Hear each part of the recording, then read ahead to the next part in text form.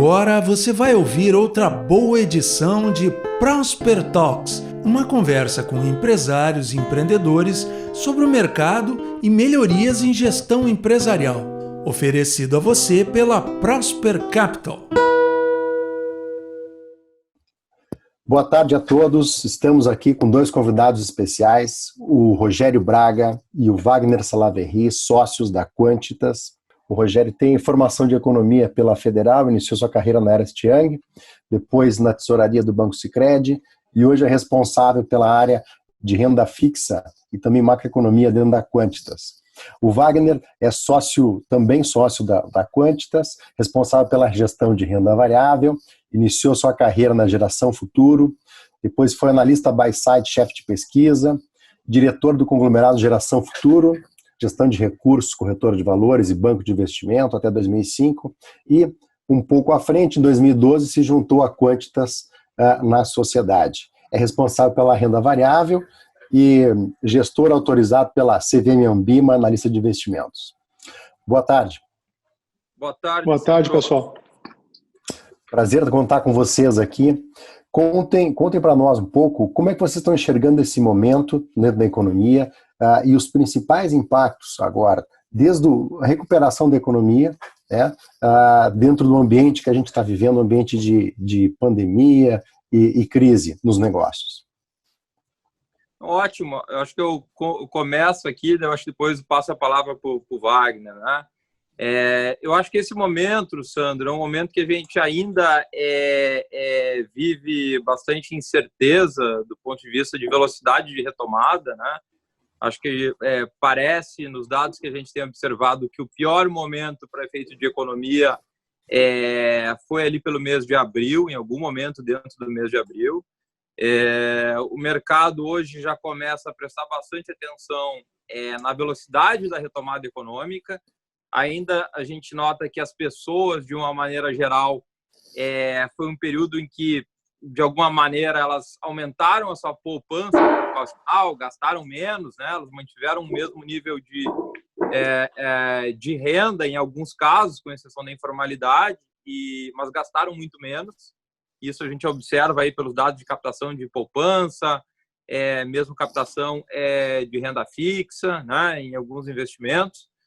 E acho que é o grande ponto de atenção hoje, que vai determinar a velocidade dessa retomada, é a notícia em cima da vacina, né? Eu acho que prestar atenção nas notícias e no fluxo de informações em cima da evolução da vacina é o que vai determinar quando que essas pessoas que deixaram de consumir por receio na saúde, por receio da crise, até por impossibilidade física de se locomover, vão passar a consumir de novo e aí voltar a enriquecer a economia. Esse é o ponto que eu estou vendo que a gente está nesse momento, né? Não sei o Wagner o que acha. Bom, pessoal, acho que eu já trabalho, esse ano vou fazer 21 anos no mercado e já vi tanta coisa nesse país, né? Eu nunca ia imaginar que a gente ia ter a menor taxa de juros da história e a gente ia ficar preocupado com isso, né? Então, nós estamos tendo uma Selic ali perto, beirando, nós estamos num juro real negativo e se me perguntasse isso um tempo atrás, o que tu acha que vai acontecer quando tiver uma Selic tão baixa, eu ia dizer, a bolsa vai estar explodindo, o país vai estar numa situação muito mais favorável do que a gente vê hoje. Então, no nosso dia a dia, a gente conversa muito com empresários, né? Parte do nosso trabalho é conversar muito com as empresas, entender um pouco como é que está esse cenário micro, né? Para fazer um contraponto, um complemento à equipe toda nossa macro. E o que eu consigo assim, dizer para vocês que nessas interações que eu estou tendo agora é um nível de incerteza muito alto. Eu acho assim, já tivemos algumas crises, normalmente as crises vinham de fora. No início, né, dos anos 2000, as crises, quando aconteciam, elas vinham mais de fora. Depois a gente teve aqui as crises mais nossas políticas relacionadas, seja Dilma, seja depois, na época do presidente Temer, aquela questão toda do Joesley, aquela instabilidade política. Mas essa crise aqui é a primeira vez que a gente apagou a economia, diminuiu, praticamente deixou ela parada e está agora vendo como é que ela vai reiniciar. e ninguém está sabendo ainda como é que isso vai acontecer. Quem vai sair vivo, quem vai sair quase morto e quem vão ser os setores que vão sair mais rápido e os que vão sofrer mais. Eu acho que essa é a dificuldade do momento. Como a gente ainda não voltou em todos os setores e segmentos da economia para uma situação de normalidade, são poucos os setores que a gente consegue ver que vão atravessar essa crise bem. Alguns estão já com uma sinalização bem ruim no horizonte de demanda futura bem afetada. E o que me parece bem razoável pensar é que a gente vai ter assim, as empresas maiores tomando o mercado das menores, né, pela sua capacidade financeira mais robusta, de enfrentar esse período aí sem faturamento, com uma situação mais difícil de caixa, as pequenas sofrem mais. Então, as empresas de bolsa que formam aí um grande grupo da nata das empresas brasileiras, essas me parece que vão sair melhor, vão conseguir ganhar mercado, mas o período para mim é marcado pela incerteza muito grande. Você fala com o empresário, ele não sabe como é que vai ser daqui a um mês, como é que vai estar o nível de demanda do negócio dele, de maneira geral. Exatamente, todos os setores estão passando por essa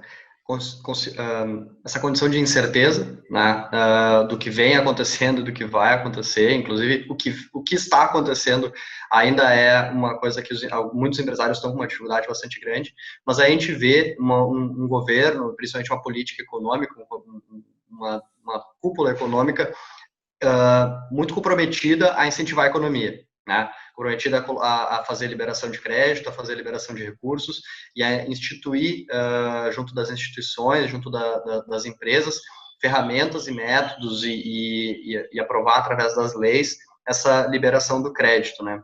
O que vocês estão vendo no Braga, né, no cenário mais macro, no Wagner, no cenário mais micro, mas das empresas?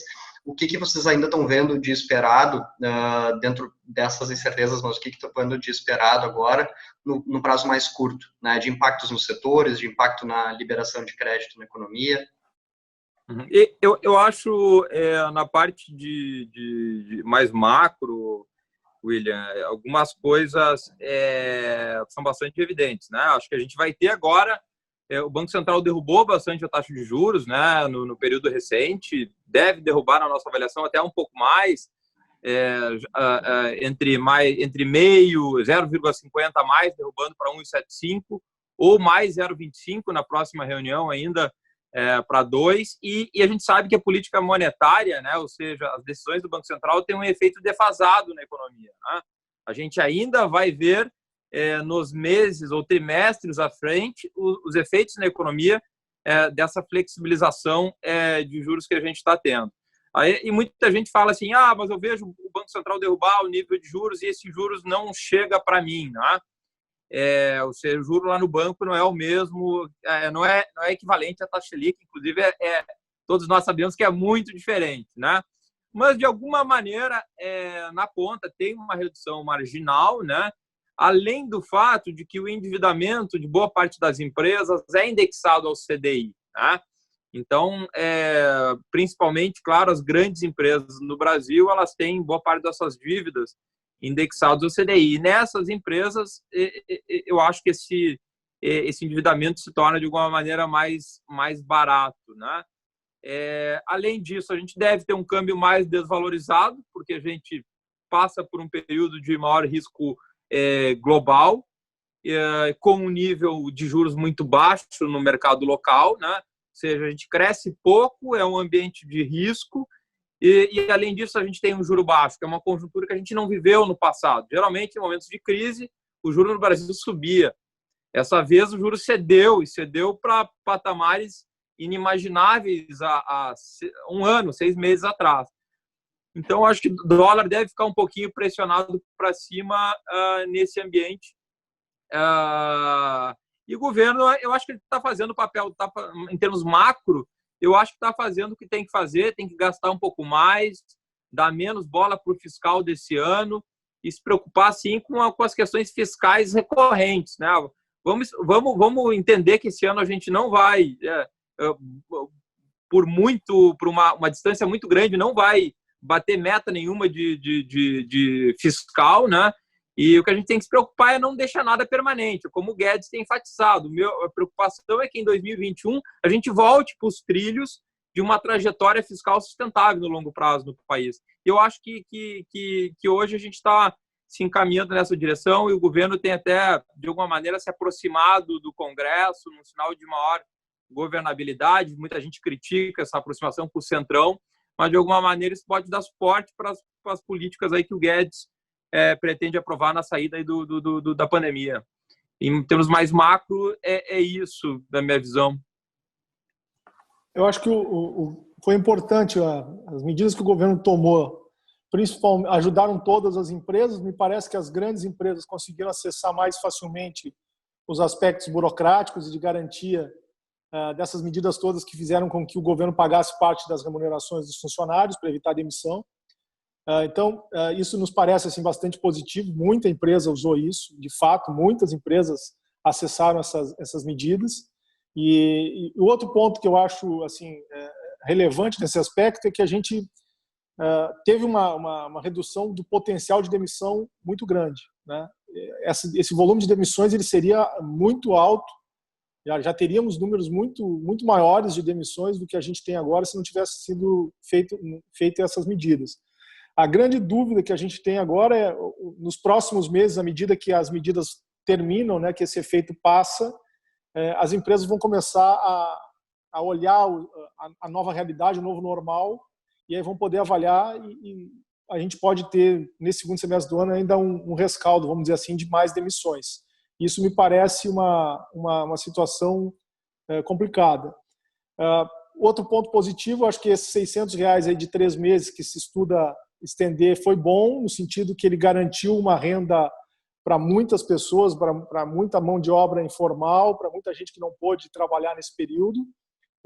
A gente percebe isso nas empresas mais de varejo, na ponta, onde isso reduziu muito o efeito negativo de o país estar parado, das pessoas estarem em boa parte dos casos em casa, né? Então foram medidas que o governo efetivamente promoveu que foram boas. A grande questão agora é na retomada, já passado esse cenário de todo mundo em casa, à medida que as coisas forem sendo retomadas, como é que a gente vai ter esse novo normal, né? Já sem ajuda do governo para pagar salários, as pessoas sem esse dinheiro adicional, como é que a gente vai ter daqui para frente? Eu acho que essa é a grande dificuldade.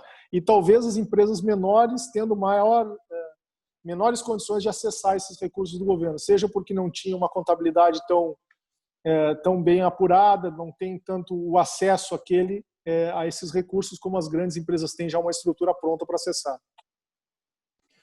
Legal, Wagner. Enquanto empresa de consultoria e assessoria, a gente ajuda, de certa forma, todos os nossos clientes a ter um processo de contabilização, formalização, 100% de toda a operação. E isso, de certa forma, é uma condição básica, né, para uma pequena e média empresa e grandes empresas acessarem o sistema financeiro. Porque o sistema financeiro ele olha de acordo com a contabilidade, o que tem disponível lá, o tamanho do ativo, o tamanho do passivo, ele faz aquela conta de liquidez, liquidez rápida, né, de certa forma, de curto prazo. Ele quer saber se ele vai ter condição de retomar aquele recurso a ser implementado, né, emprestado. Então, a gente, enquanto especialista nessa área, a gente ajuda os clientes a fazerem isso, né, e terem as suas contabilidades a pleno, né, com toda a tranquilidade aí. Sandro, então, sabe que tem isso a gente percebeu assim como as empresas, as maiores empresas, elas na primeira semana de abril já tinham captado recursos suficientes para ficar alguns meses parados. E isso os grandes bancos, a gente olha o volume de liberação de crédito que os grandes bancos fizeram, a gente percebe isso claramente. Então, todas as empresas que já tinham uma ideia que iam ficar algum tempo parado, conseguiram acessar rapidamente os bancos. E, de fato, quando a gente fala isso com os bancos, seja os bancos os maiores ou os bancos médios, a gente percebe que só quem tem para conseguir acessar, para conseguir ter um acesso a essas políticas do governo, tinha que estar tudo arrumadinho. Não adianta, nessa hora lá, se não tiver tudo arrumado, não tiver as coisas certas, a dificuldade vinha. Não funciona, né? Em relação, olhando um outro ambiente agora, em relação um pouco às reformas, né? De um caminho ou de outro, a gente teve no passado aí uma reforma trabalhista. Ela não foi a melhor dos mundos, mas ela aconteceu, existiu. Então, ter é melhor do que não ter nada, né? A reforma previdenciária, ela foi desidratada ao longo da aprovação dela, foi desidratando até que aconteceu a reforma previdenciária.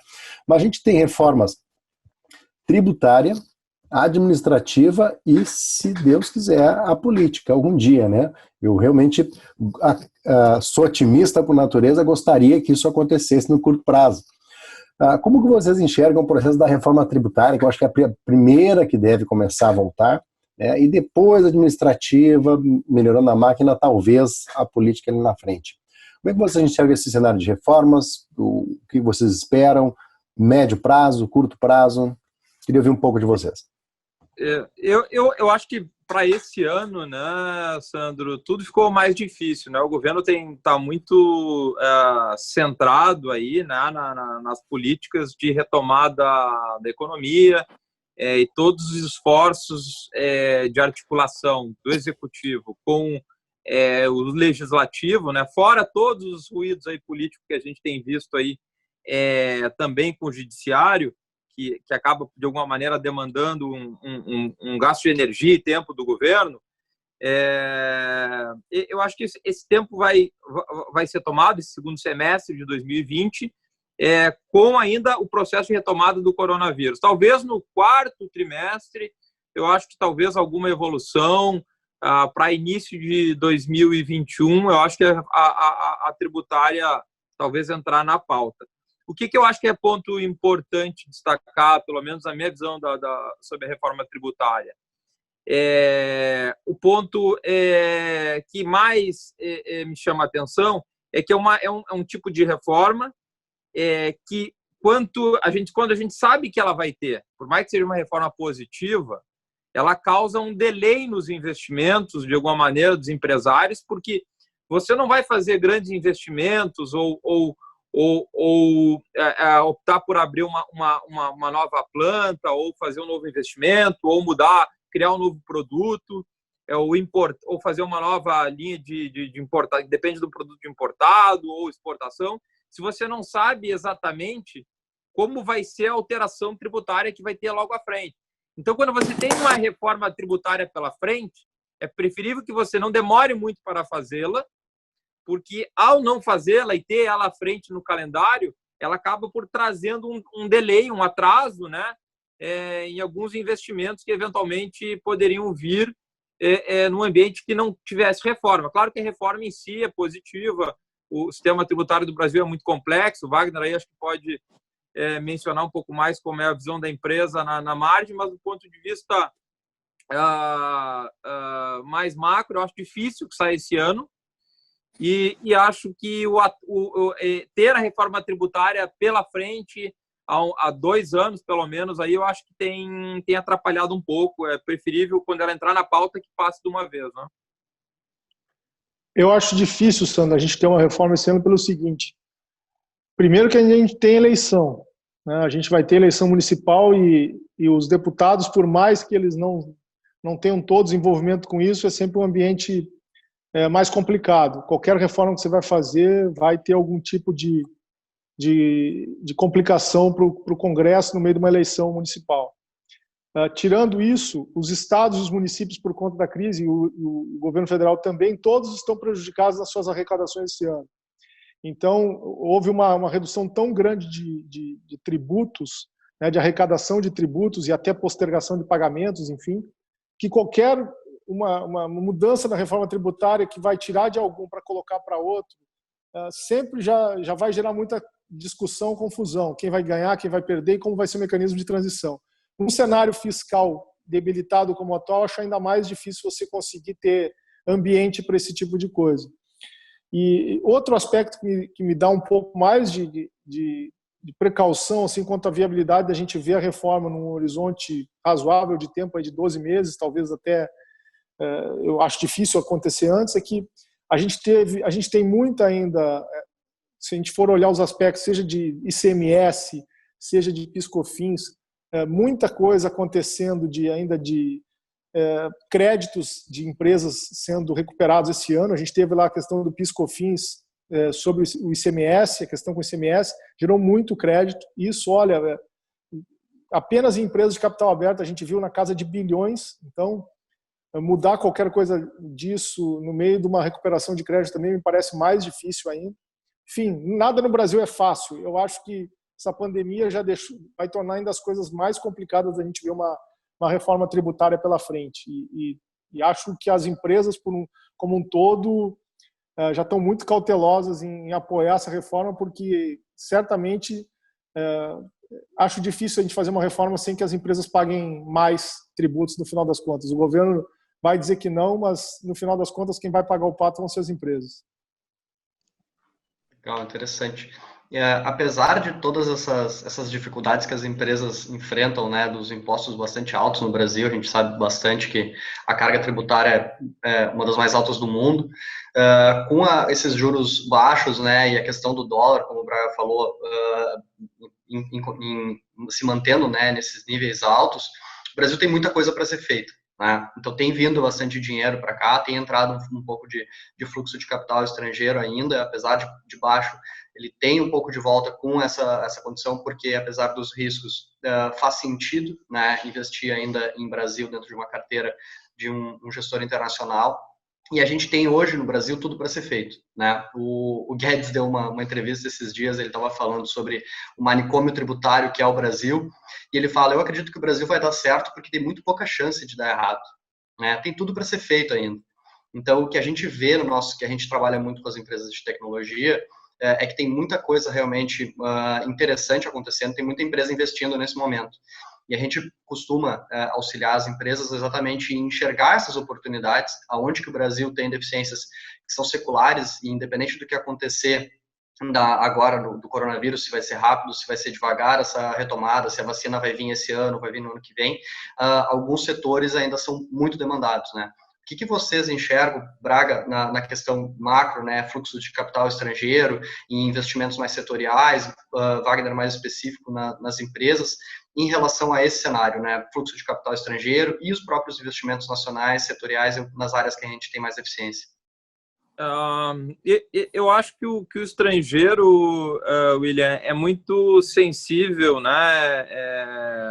Claro, é um ambiente global, né? A gente nota que os fluxos mais de curto prazo, né, que é vamos pensar assim, dos gestores de investimento, eles são muito, que não é aquele investimento que vem, investimento direto, investimento na economia real, de longo prazo, né, investimento que vem em carteira, né, é um investimento muito mais sensível às oscilações de humor de ambiente de risco internacional no curto prazo. Então, é natural que, num ambiente de bastante incerteza, de os gestores no mundo todo tentando se proteger em função da ascensão dessa crise do coronavírus e toda a incerteza que se implantou nos mercados, era natural que a gente observasse alguma saída de investidores estrangeiros nesses meses recentes, como a gente viu.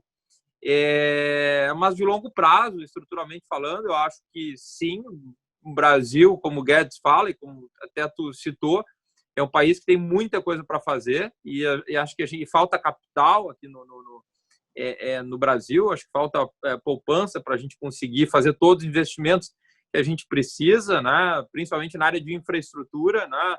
E logística. Eu acho que só aí a gente precisaria de muito capital externo para fazer tudo que a gente tem que fazer no país.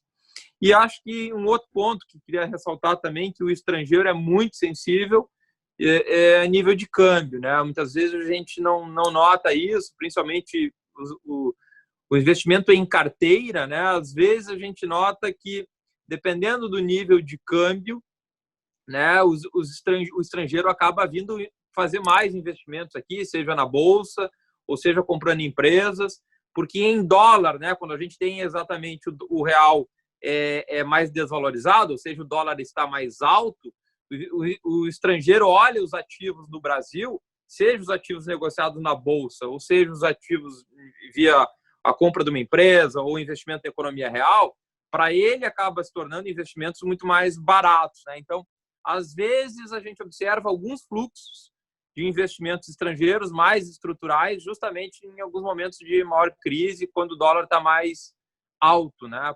Por se tornar mais barato para o estrangeiro, né? Agora, no curto prazo, a gente imagina que acalmando um pouco essa incerteza, que vai ser gradual, né? Talvez possa voltar um pouco de fluxo de investimentos em carteira, ainda que é importante ressaltar que a imagem do governo brasileiro perante investidores estrangeiros não está tão boa, não, tá? É um reporte que a gente tem tido de maneira frequente, que tem que melhorar essa comunicação, pelo menos. William, acho que nesse aspecto eu estou bem otimista, e acho que o otimismo ele se sustenta basicamente pelo seguinte: o mundo inteiro praticando juros perto de zero, em alguns casos juros negativos, né, nominais inclusive. Então tem dinheiro procurando alternativas que proporcionem algum retorno em qualquer lugar do mundo. E aí a alocação desses recursos, seja através de processos de M&A ou através de consolidação de setores, fundos de investimento que buscam empresas fechadas mesmo ou não, eu acho que isso está acontecendo e com essa situação de taxa de juros baixa no mundo inteiro, essa procura por alternativas aqui no Brasil ela só vai aumentar, né?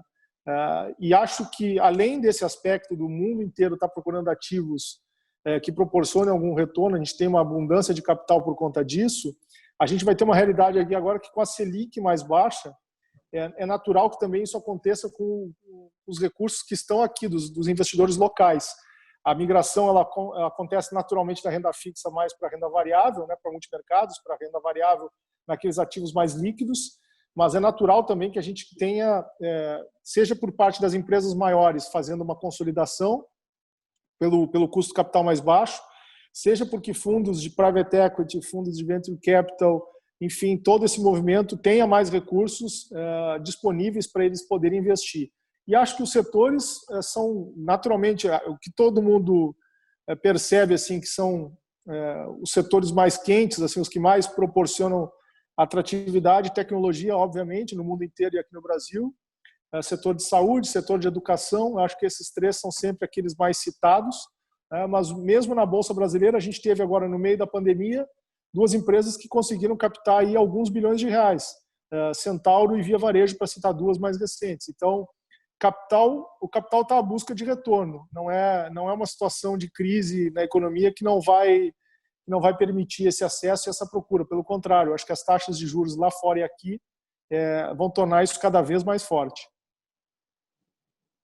Wagner, quando a gente fala um pouco dos setores que têm um impacto maior durante a crise, são aqueles ligados a entretenimento, ligados a, de certa forma, aglomerações de pessoas, né? Ou seja, a indústria acaba pegando também, porque as modificações, os novos ambientes acabam não saindo. E a gente vê alguns setores que têm se destacado nesse ambiente, que é tanto o setor de varejo alimentício, quanto o setor de telecomunicações e tecnologia, né? Como a gente tem muito cliente ligado à área de tecnologia e telecomunicações, acaba tendo um retorno um retorno acima da média, né? E acabam tendo um caminho mais claro aí em termos de crescimento, porque até nós estamos participando agora, fazendo essa reunião através das redes que a gente está usando de telecomunicações.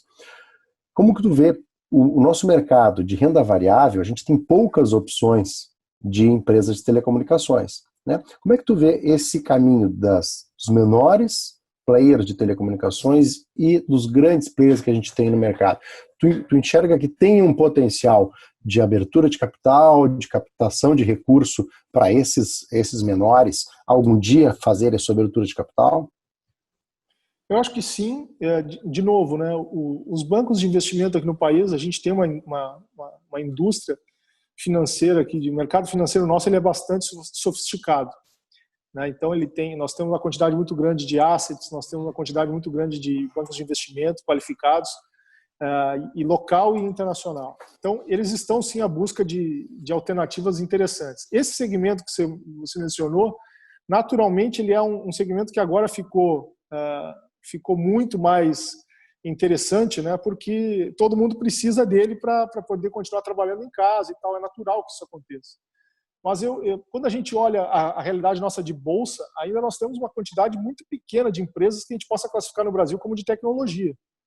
né? Então, quando você vai olhar o perfil da nossa bolsa aqui no Brasil, ainda a gente tem a maior parte os setores maiores na bolsa aqui no Ibovespa, nós estamos falando de setor financeiro, os grandes bancos, a parte de commodities, Petrobras, Vale, né? E você tem pouquíssimas alternativas lá que você possa dizer, olha, isso aqui é uma empresa de tecnologia, né? Então, são poucas realmente. Eu acho que dá para encher as duas mãos aqui e acabou, né? Nós estamos falando de telecomunicações. Vivo, TIM. Oi, TIM. Em tecnologia a gente tem Lynx, tem Sinqia, TOTUS e por aí. Não enche as duas mãos, né? Não enche as duas mãos. E também, se a gente for comparar a realidade nossa dessas companhias com aquelas empresas que são consideradas tecnologia dos Estados Unidos, elas estão distantes.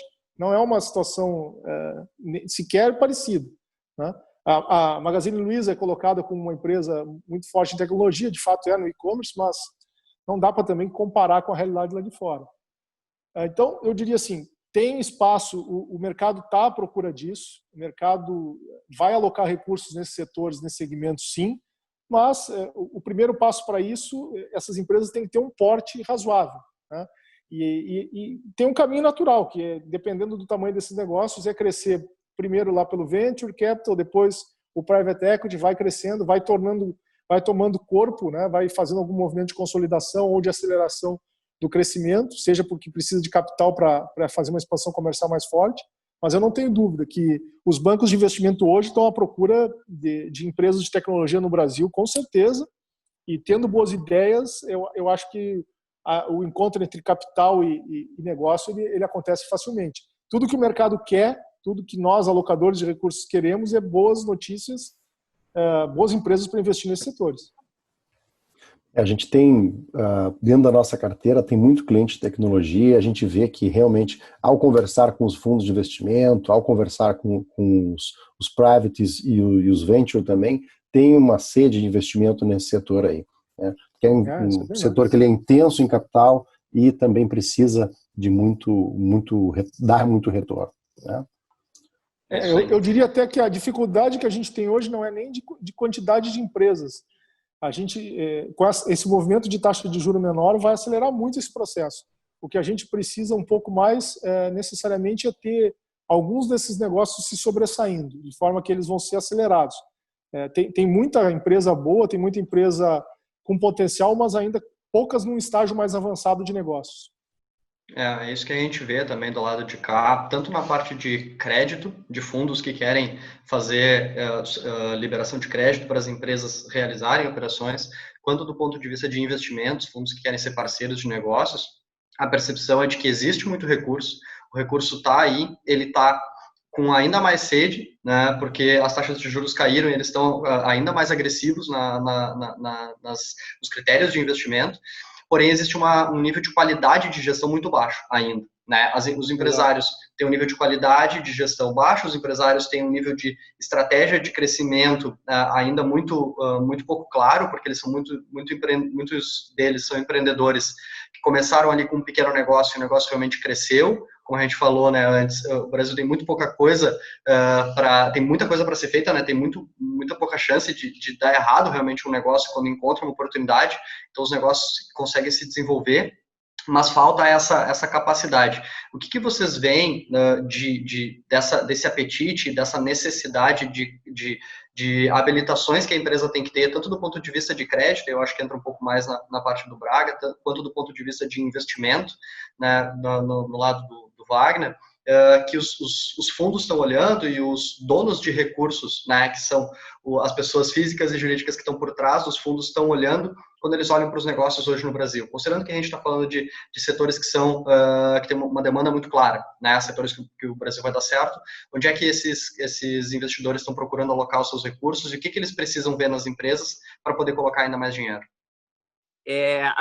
A pergunta, no caso, mais focada em crédito ou equity, William? Só para mim entender. Pode usar a pista toda, Braga. Pode falar os dois lados, porque eu acho que a gente... Usa o chapéu do crédito aí, Braga.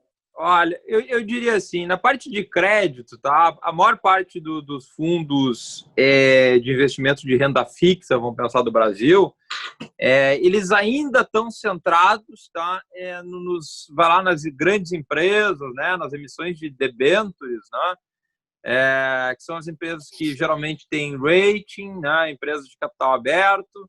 É aí onde está a maior parte do volume. O que a gente notou, tá, de 2017, naquele movimento que a gente teve, até, eu diria, o final do ano de 2019, quando a gente teve uma mini crise de crédito no Brasil, no sentido de que alguns fundos de renda fixa de crédito privado tiveram perdas significativas, né, porque a gente viu os spreads negociados no mercado secundário subindo. Até aquele momento, a gente tinha uma evolução no sentido de que as grandes empresas estavam pagando níveis de spread de crédito muito baixo no mercado, né? E começou a surgir na indústria de fundos de investimento uma necessidade de sair do lugar comum, né? Olha, eu não consigo mais spreads de crédito atrativos se eu ficar procurando empresas de capital aberto, com rating, né? Então, começaram a surgir, a se expandir na indústria a criação de fundos de renda fixa para buscar empresas de capital fechado, se criaram novos FDICs, né? A indústria de FDICs, acho que ela captou bastante, ou seja, aquele crédito mais estruturado, menos convencional, né? Esse foi um nicho que começou a se desenvolver de maneira rápida. A gente viu até muitas vezes algumas fintechs, né, até de desintermediação bancária do crédito. Algumas empresas aí surgiram justamente para fazer a ponte direta entre o poupador e a empresa tomadora de crédito, né, de maneira pulverizada, né, ou seja, tirando o setor bancário do meio do caminho. Algumas plataformas de investimento também investindo de forma digital para que seus clientes pudessem, de alguma maneira, acessar as empresas sem ter que passar, digamos assim, pelo balanço de um banco, esse recurso antes. Ou seja, o mercado estava se desenvolvendo, claro que, a partir do final de 19, né, final do ano de 2019, e agora com essa crise do coronavírus, esse processo deu uma estancada, ou seja, teve uma pausa temporária. Agora, estruturalmente falando, eu acho que o caminho para os gestores e para a indústria de fundos como um todo é continuar, assim, descendo no patamar de tamanho de empresas, né? Ou seja, ficar dando crédito só para as grandes empresas no Brasil, eu acho que é algo do passado. Eu acho que a gente, sim, vai ter, sim, a possibilidade de que as pequenas e médias empresas possam acessar esses recursos dos fundos de investimento de maneira mais recorrente, mais organizada no futuro. Do ponto de vista de capital de risco, vamos dizer assim, né, de investimento em capital dessas empresas, eu acho que não tem nada muito diferente do que sempre foi, né? A empresa tem que mostrar um bom potencial de crescimento, né? Esse tipo de negócio, necessariamente, o que se busca é crescimento, seja porque vai substituir algumas empresas hoje, alguns mercados existentes, com uma ideia nova, alguma coisa substituta, ou um potencial de consolidação muito grande daquele negócio. E o que é positivo é aquilo que eu comentei da taxa de juros baixa, né? Que então deixa o investidor muito mais satisfeito em termos relativos, né, com uma taxa de retorno mais baixa do que ele sempre exigia no passado aqui no Brasil. E lá fora, com esse dólar muito mais valorizado em relação ao real, também facilita muito para o investidor de fora comprar coisas aqui.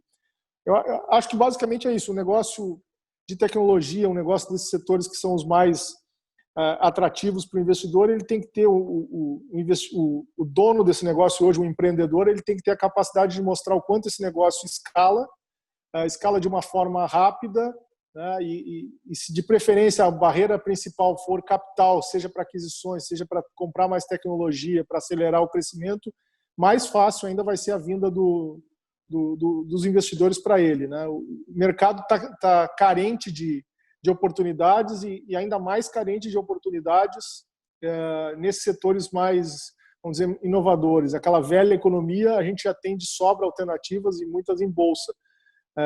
E os múltiplos pagos nos mercados lá de fora para negócios de tecnologia são absurdamente maiores do que qualquer outros negócios comparáveis na economia mais tradicional, vamos dizer assim. Legal, Wagner. A gente teve uma notícia até, se você puder complementar, inclusive que eu acho que congrega um pouco disso essa semana, que o governo está, inclusive, além de incentivando isso, a gente sabe pelas novas linhas do BNDES, diferente do que foi feito no passado, muito mais focado em microcrédito, né, nessas novas liberações que estão sendo feitas.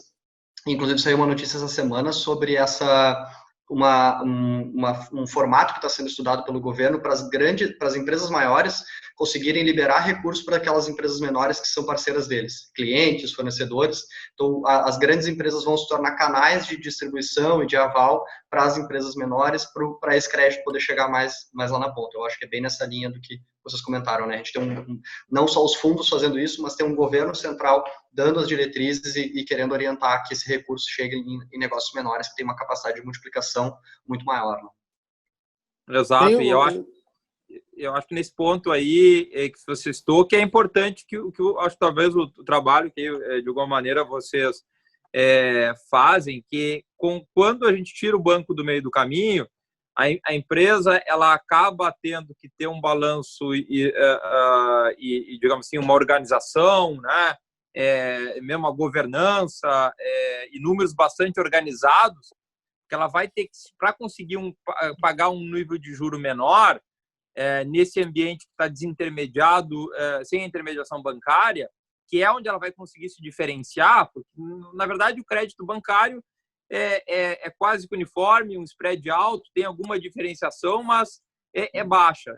Agora, tirando o banco, digamos assim, do meio do caminho, eu acho que vai ser possível que as empresas mais organizadas, tanto do ponto de vista de governança, estratégia e balanço, consigam sim uma diferenciação, conseguindo captar em níveis de spread muito menor.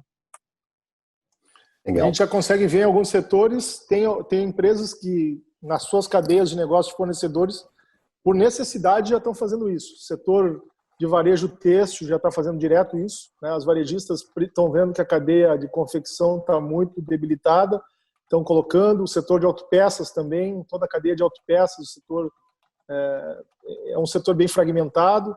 Então, essa situação das empresas grandes se tornando polos de captação e, por necessidade, repassando esses recursos nos seus fornecedores, me parece bem natural já.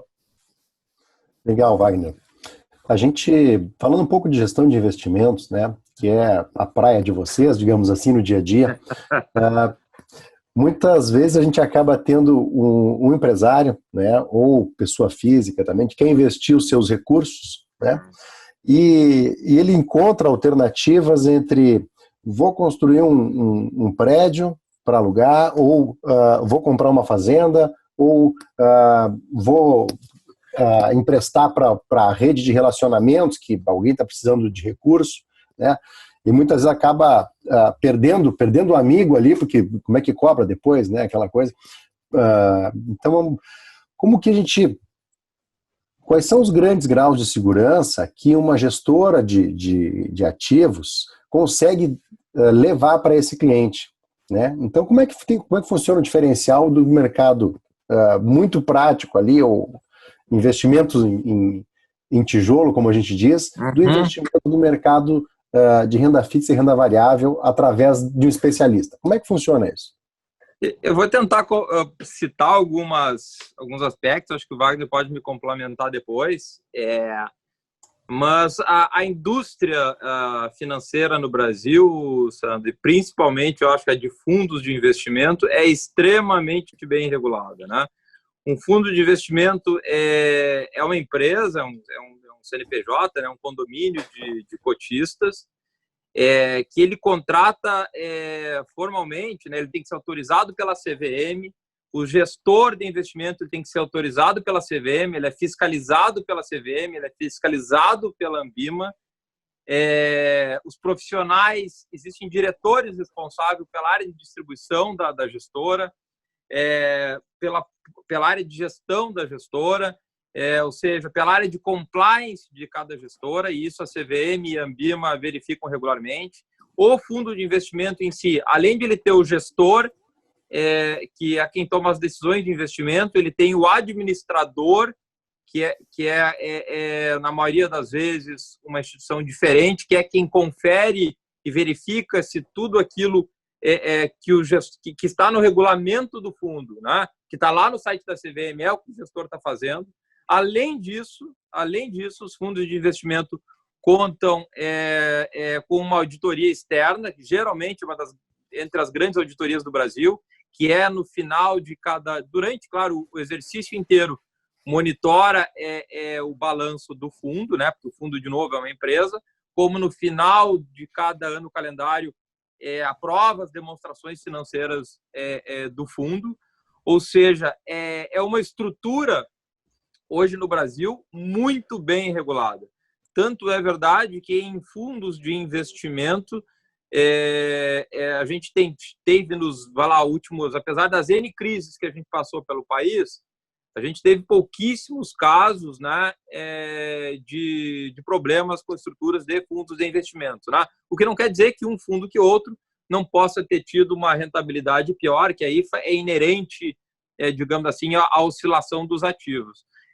Então, eu diria que a estrutura de fundos é muito bem regulada e é muito diferente do que, claro, que você citou aí, do investimento que a gente faz, eventualmente, empresta para um amigo ou empresta para uma empresa que muitas vezes não é uma empresa que é autorizada pela CVM ou pelo Banco Central a captar recursos e prometer rentabilidade. A gente vê muita gente, não só negociações entre pessoas físicas diretamente, né, na informalidade, mas a gente vê empresas que não são autorizadas a prometer rentabilidade em captação de investimentos, prometendo de maneira completamente informal rentabilidade. Isso é muito diferente do mundo regulado, né? Existem dois mundos. O regulado, que tem CVM, Ambima, Banco Central e empresas, os ativos todos registrados na Selic, CETIP, e existe o ambiente não regulado, que é uma outra esfera.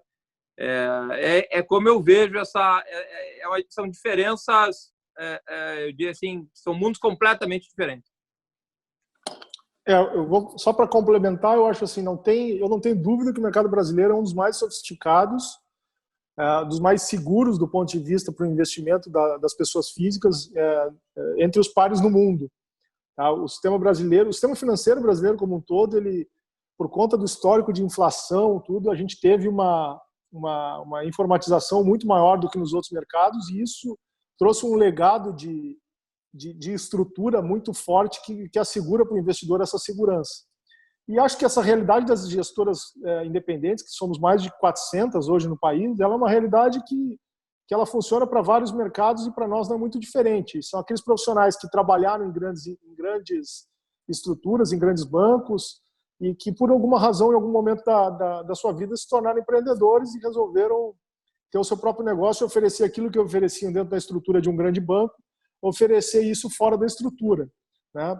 Como empreendedores. Eu acho que isso é a realidade da maioria das gestoras, e a gente, quando não tem como, nesse ambiente de negócios que a gente tem hoje, não tem como o investidor, o nível de segurança é o mesmo dos bancos. Eu diria até que é maior, porque no momento que quando você vai ser cliente de um fundo de investimento dentro de um banco, você vai ter uma estrutura que é toda feita a distribuição pelo próprio banco, a administração pelo próprio banco e a gestão também pelo banco. Numa estrutura de gestor independente, você tem o banco como administrador de recursos, então vai ser um desses grandes bancos brasileiros lá, vai atuar como administrador do recurso, e ele vai nos fiscalizar.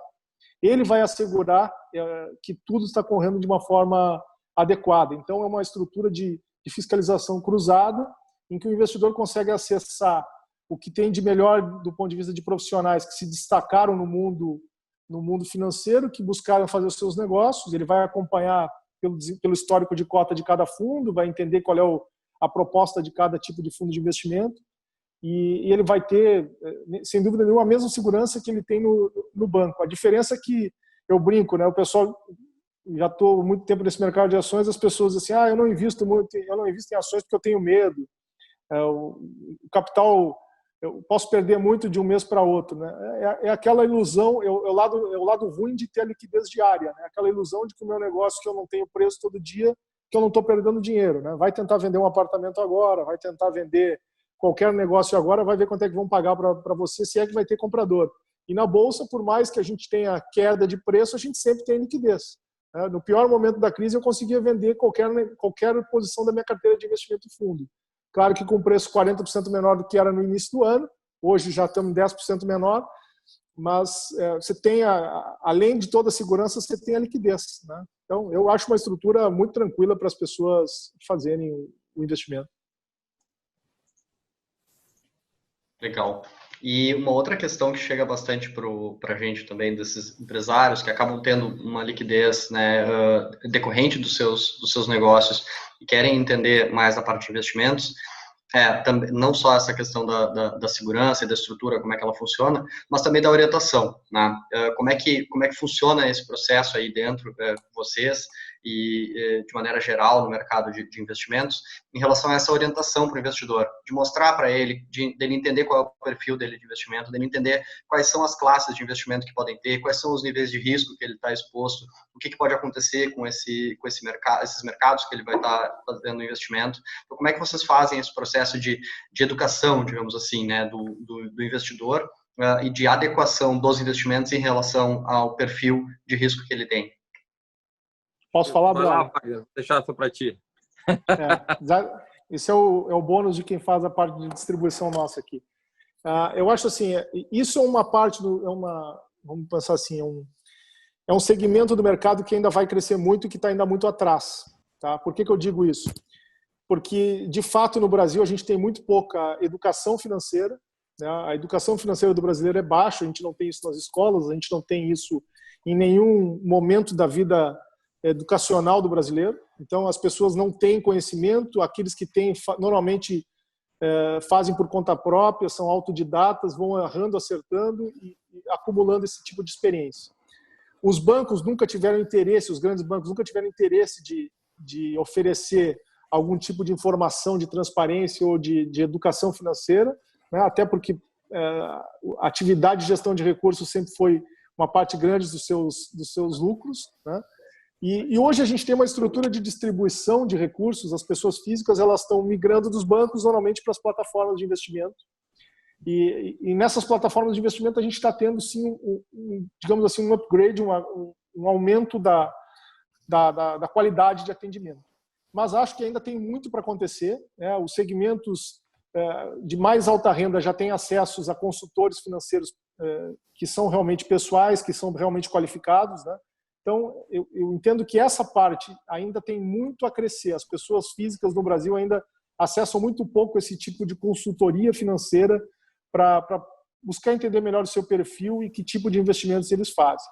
Nós, na Quantitas, a gente tem uma estrutura que a gente está posicionado dentro dessa, vamos dizer assim, dentro desse mundo de investimentos pessoais aqui no Brasil, como um fornecedor dentro do universo do supermercado financeiro das plataformas. Nós somos alguns dos produtos disponíveis, seja em bolsa, seja em multimercados ou em renda fixa. Então, o nosso cliente final ele não é necessariamente a pessoa física. Também temos pessoas físicas que nos procuram, que nos acessam através do site, mas a gente também tem como cliente a própria plataforma, o assessor de investimento na plataforma, que conhece o nosso produto, entende qual é o diferencial dele em relação aos demais do mercado e acaba passando isso para o seu cliente, adequando no portfólio dele. E também, muitas vezes, a gente tem, e é uma parcela importante nossa, os family offices, que são os escritórios que cuidam de dinheiro de pessoas com fortuna. Então, esses três grupos dessa forma que a gente atende o cliente. E aquele cliente que é pessoa física que vem diretamente a nós, a gente tem, claro, um questionário para entender como é que é o perfil dele de investidor, se ele é um investidor que aceita mais risco ou não, que tipo de retorno ele tá buscando, qual é o tamanho da exposição que ele estaria disposto a correr em ativos de mais risco, né? A gente tem uma bolsa brasileira aqui que tem uma volatilidade de 20% ao ano. Então, imagina, perder 15%, 20% é comum. E nem todos os investidores estão acostumados a isso, né? Ainda mais num país que o histórico é de renda fixa. Então, de fato, tem que ser uma conversa caso a caso, conhecer aquele investidor, quanto ele tem de recurso, qual é o grau de histórico que ele tem de investimento de risco, a aceitação que ele tem de um mês para outro ele ter uma queda grande do seu portfólio e não resgatar. esses são elementos mais importantes. E a gente consegue atender tanto na gestora, diretamente, quanto indiretamente através das plataformas. Legal. Rogério e Wagner, a gente está um bom tempo aqui. Eu gostaria de saber se vocês têm algum tema que vocês gostariam de abordar e compartilhar conosco, que a gente não perguntou ainda, mas que vocês entendem que é relevante a gente trazer nesse momento. Ótimo. Eu queria deixar só uma mensagem final aí, Sandro, por um tema que eu sei que o Wagner abordou durante a fala dele, mas eu gostaria de reforçar, que é algo que o investidor, de uma maneira geral, está bastante preocupado nesse momento com o nível de juros, né? Está vendo seus investimentos aí de renda fixa cederem bastante, né? E a rentabilidade deve permanecer baixa na renda fixa, muito perto da inflação ou até abaixo da inflação quando a gente desconta imposto de renda, né? Por um tempo, porque a economia ela vai permanecer fraca por um tempo, com um nível de ociosidade grande, e o Banco Central vai ter que manter essa taxa de juros baixa por um bom tempo. Então, eu acho que nesse momento, para o investidor que quiser um pouco mais de rentabilidade, né, ele vai ter que sim, como eu brinquei hoje até aqui com a equipe, né, o multimercado é a nova renda fixa, né? Então, o investidor ele vai ter que passar a olhar essa parcela que está talvez maior hoje em renda fixa e vai ter que olhar um pouco mais para multimercados e, por que não, ações também, para a parcela que está sujeita a um pouco mais de volatilidade, para buscar um pouco mais de retorno. Porque aquilo que a gente tinha no país no passado, que era ganhos acima de inflação, de 5%, 6%, sem oscilações, a gente não deve ter mais nos próximos, com certeza nos próximos 2 anos, né? Mas até mesmo à frente a gente enxerga que essa possibilidade é menor. Então, o investidor ele tem que começar a olhar para outras classes de investimento e sair da renda fixa, né? Essa é a minha palavra final. Eu acho, Sandro William, eu acho assim, o Braga, até pensei que ele ia usar de novo essa expressão que ele brinca comigo, né, que na Quantitas a gente tem em proporção um volume de ativos sob gestão 5 vezes maior em multimercados hoje do que em ações.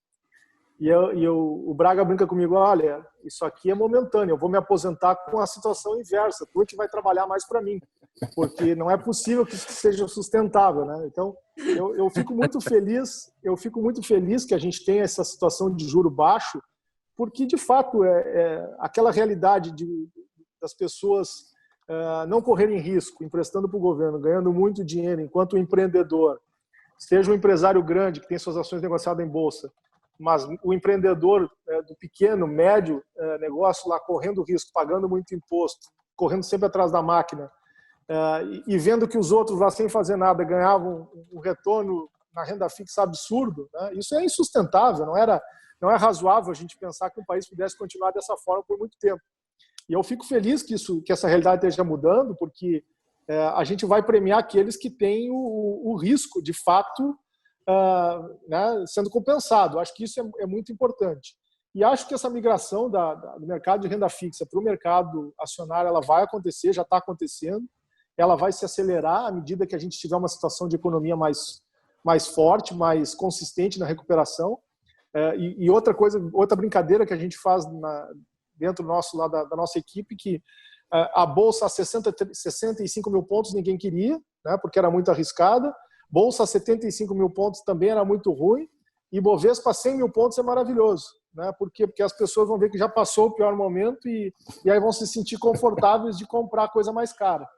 Mas é isso, não tem jeito. O brasileiro vai se dar conta que antes ele ganhava 1% ao mês, achava bom, depois isso foi começando a minguar, e ganhava 0,5%, já estava preocupado, agora ele ganha zero qualquer coisa. E ele vai dizer assim, olha, será que não faz sentido mesmo eu pegar um pouco mais de dinheiro e colocar em risco, né? Seja em bolsa ou seja em outras alternativas que possam remunerar melhor? Eu tenho certeza que isso vai acontecer e espero que isso aconteça numa situação de país um pouco mais estável, que nos últimos anos, olha, Eu olho fotos minhas aqui de 4, 5 anos atrás, a barba era muito mais preta. Mas é isso aí, né? Eu, enquanto investidor, de certa forma, né, eu peguei momentos aí que, cara, nós tivemos taxa de juros a 40% ao ano, né? Lá no início do Plano Real, né? Achava muito bom alguns anos atrás, quando tinha uma renda fixa, tesouro direto a 14%. Pré-fixado, tranquilaço, né? Maravilha. Hoje em dia não tem isso, né? Hoje em dia mudou e tem que realmente dar uns pulos e tomar um pouco mais de risco e abraçar um pouco da renda variável. Isso é um caminho importante. Me dê mais uma pergunta, Ana. Vocês, né, eu acho que é uma questão que é importante a gente sempre ressaltar que tanto do lado de lá tem um empreendedor que está sempre buscando se manter informado, o que está acontecendo com o mercado e correndo risco, que é exatamente isso que o Wagner comentou, né, o cara que está correndo atrás da máquina, né, ou na frente da máquina de preferência todo dia, e vocês também estão sempre se mantendo atualizados para poder levar os melhores produtos de investimento para esse pessoal que está guardando esse recurso para o futuro, né. E aí, o que eu queria colocar agora para vocês era só para vocês falarem um pouco sobre fontes de informação que vocês têm, que vocês usam para se manter atualizado, como é que vocês, de referências que vocês dão para quem quer entender um pouco mais do mercado, quer entender um pouco mais de investimentos, deixar um caminho aberto aí de indicações para quem está nos ouvindo. A gente usa, William, aqui, N diferentes fontes de informação. Nem todas elas são disponíveis digamos, sem custo, né? Para o investidor de maneira geral. Por exemplo, a gente tem várias plataformas, tem contratadas por exemplo, uma delas é a Bloomberg, né? Existem outras plataformas nacionais também, né? Mas todas elas têm um custo bastante relevante, que muitas vezes não é disponível para o investidor pessoa física. Mas eu acho que hoje, através mesmo de redes sociais mesmo, né? Eu gosto muito hoje de me informar através do Twitter, por exemplo. Eu acho que o Twitter, dependendo das pessoas que você seguir dentro do Twitter lá, né? Pessoas influentes no mundo mesmo, né? E pessoas que têm conteúdo e disponibilizam esse conteúdo e notícias através dessas redes sociais com qualidade, né? Eu acho que o investidor e a pessoa pode ficar bastante informado. Eu acho que, claro, cabe você ter uma curadoria, né? Ou ter um processo de saber selecionar quem são suas fontes, né? Se você selecionar fontes erradas, você vai ter informação de baixa qualidade. Mas é a maneira que eu recomendaria hoje. Pode parecer uma maneira não usual, né? Eu poderia citar que o investidor deve entrar em sites de notícias, isso, aquilo, mas eu acho que não. Eu acho que hoje as redes sociais, dependendo de quem o investidor seguir, pode ser uma fonte de informação muito rápida e precisa. Eu acho também importante a gente falar o seguinte, eu comentei antes, nós temos 400 gestoras no país, nós temos milhares de fundos de investimento, né? Então, todo esse ambiente de profissionais aí que se dedica todo dia a tentar proporcionar o melhor retorno para o cliente. Então, imagina assim, se a gente, para o cliente pessoa física, conseguir extrair um retorno adicional, né, fazendo investimento sozinho, fica cada vez mais difícil. Nós que somos profissionais que precisamos, que a nossa briga diária aqui é o seguinte, no final do dia a gente chega lá e diz assim, Braga, como é que foi o fundo? Quanto é que ganhou de dinheiro nas estratégias? Aí eu vou olhar aqui, ganhei do Ibovespa, não ganhei do Ibovespa. Aí no final da semana a gente compara como é que foi o fundo em relação aos outros fundos da indústria. Então, estamos bem, estamos mal em relação aos outros. Como é que a gente está num contexto de mês, de desempenho no ano? Então, é muito difícil pensar que a pessoa física que tem que se dedicar às suas atividades diárias vai conseguir, no seu tempo vago, ter uma capacidade de acompanhar tudo que está acontecendo, tomar essas decisões e ainda assim extrair um resultado positivo comparativamente aos profissionais. Claro que isso é possível, eu só coloco essa questão toda, por mais que ela consiga ter informações, ter fontes de informação, a gente faz isso o dia inteiro e mesmo assim erra, né? E pela dificuldade, pela competição, pela complexidade que as coisas têm na economia real, nos mercados, a quantidade de variáveis mudando aqui e lá fora. Então, o nosso dia já é desgastante o suficiente. Imagina a pessoa física que, além de ter que trabalhar, ter o seu próprio negócio, o seu próprio trabalho, ela vai ter que também conseguir tomar decisões positivas acessando diretamente o mercado. É sempre difícil, né? Wagner, isso traz para a gente, né? É importante que as pessoas que acabam tomando decisão de investimento ou que querem melhorar a competitividade da sua própria empresa, contem com especialistas, né? Então esse é um grande recado aqui, né? Contar com especialistas nas suas áreas, né? Esse é o melhor caminho que a gente pode confiar naqueles que fazem isso profissionalmente, fazem isso muito bem há bastante tempo e com muita experiência e resultado, né? É fácil comparar o desempenho de um gestor, né? Basicamente é tu olhar o histórico dele, nos momentos mais difíceis de mercado, nas crises, como ele se comportou, quanto que o fundo performou em relação aos pares, se perdeu muito dinheiro, se conseguiu recuperar, né? Tem muito gestor que você vai olhar e diz assim, nossa, esse cara aqui é o melhor de todos. Aí chega uma crise e ele perde tudo que ganhou. Então, não necessariamente ele era tão bom, mas ele estava só tomando mais risco, por exemplo. Então, o investidor, por isso que é importante aquela parte do aconselhamento, ter alguém que entenda essas nuances, né, de comparar gestores, comparar fundos, para que consiga entender quem é que está tomando risco e de uma forma adequada ao perfil daquele investidor, porque isso é o mais difícil quando você vai comprar um fundo de investimento, saber como é que aquele gestor vai se comportar ao longo do tempo nos diferentes cenários de mercado. E nada melhor que experiência para poder trazer resultado, né? Pessoal, agradeço muito a participação de vocês, né? A gente conversou com o Rogério Braga, sócio da Quantitas, também com o Wagner Salaverry, sócio da Quantitas aqui. Foi um grande aprendizado essa conversa com vocês. Muito obrigado por compartilhar conosco essa experiência, esse conhecimento. E em seguida a gente disponibiliza esse material para todos e os detalhes vão estar disponíveis nas nossas redes sociais em seguida. Tá bom? Um grande abraço. Muito obrigado. Obrigado, Sandro. Até mais. Valeu, obrigado pelo convite. Abraço. Obrigado, Braga. Obrigado, Wagner. William. Obrigado, Até William. mais. Valeu, tchau.